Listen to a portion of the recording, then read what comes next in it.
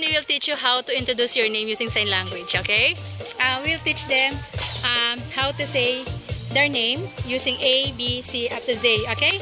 A, B, C, D, E, F, G, H, I, J, K, L, M, N, O, P, Q, R, S, T, U, V, W, X, Y, and Z. Now, you will introduce your name using sign language. Okay.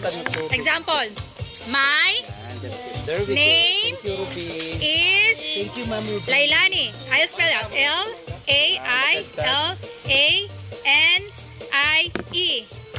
Lailanie. Lailani.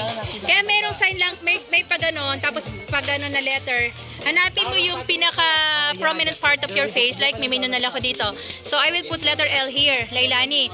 Who's that Lailani? Sabihin, who's that letter L? Sabihin naman ng mute na she is chubby, white, beautiful, and of course, white, maputi, no? Pero somehow, pag naman maitim si Lailani, sabihin, Lailani na, letter B, maitim. B? Maitim, no? B, maitim. O, Lailani na, medyo morena, brown, no?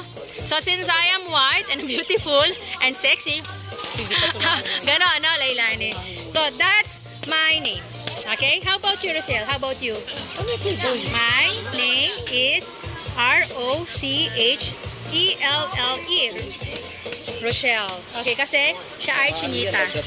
So, that's how to introduce that's the proper way of introducing your name using sign language.